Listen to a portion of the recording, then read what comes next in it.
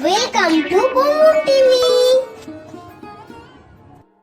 নমস্কার বন্ধুরা, বোমবুম টিভির পক্ষ থেকে আমাদের আজকের নিবেদন একটি নীতিমূলক গল্প, অহংকারী গাছ।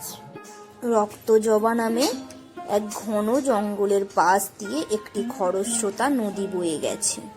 সেই নদীর পাড়ে অনেক ছোট বড় গাছ ছিল। তাদের মধ্যে সবচেয়ে উঁচু ও অহংকারী গাছ হলো অশ্বত্থ। এই অশ্বত্থ গাছ খুব অহংকারী ছিল, কারণ সে মনে মনে ভাবত জঙ্গলের সব থেকে লম্বা ও শক্তিশালী গাছ হলো সেই। সেখানে আরো অনেক ছোট ছোট গাছ ছিল।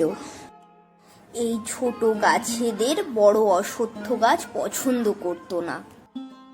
সে বলতো, তোমরা তো এই ছোট গাছ, কেউ তোমাদের ঠিকভাবে দেখতেই পায় না, পা দিয়ে মারিয়ে চলে যায়।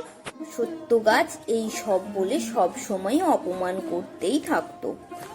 ছোট গাছপালারাও কোনো উত্তর দেয় না, তারা এই বিদ্রূপ চুপ করে মুখ বুজে সহ্য করে নেয়। এইভাবে বেশ কিছুদিন কেটে গেল। একদিন অশ্বত্থ গাছ বলল, আমি কত সুন্দর ও শক্তিশালী দেখেছো, এখানে আমার মতো এত সুন্দর কি কেউ আছে? এ কথা শুনে ছোট গাছ উত্তর দিল, ও বন্ধু, তুমি কি জানো না অতিরিক্ত অহংকার কিন্তু ক্ষতিকারক। এই অহংকারই যেন না তোমার পতনের কারণ হয়ে যায়। এইরকম ঝগড়া তাদের মধ্যে লেগেই থাকতো। হঠাৎই একদিন খুব জোর বৃষ্টি এলো।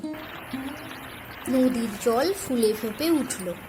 নদীর তীরে সব ছোট ছোট গাছগুলো নদীর জলে ডুবে গেল। এই সব দেখে অহংকারী অশ্বত্থ গাছ খুব খুশি হলো। পরের দিন বৃষ্টি থেমে গেল, সুন্দর রোদ উঠল। ছোট ছোট গাছপালাগুলোও তাদের প্রাণ ফিরে পেল। এরপর অনেক দিন কেটে গেল। এক গ্রীষ্মের বিকেলে তীব্র ঘূর্ণিঝড় শুরু হলো।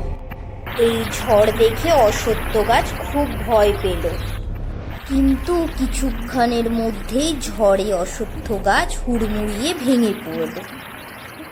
ঝড়টি উপর দিয়ে যাওয়ার জন্য ছোট গাছেদের কোনো ক্ষতি হলো না, তারা সবাই প্রাণে বেঁচে গেল।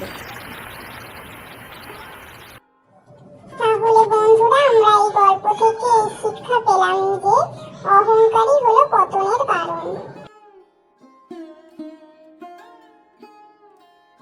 আজকের গল্পটি কেমন লাগলো তা কমেন্টে জানিও, আর লাইক ও শেয়ার করতে ভুলো না।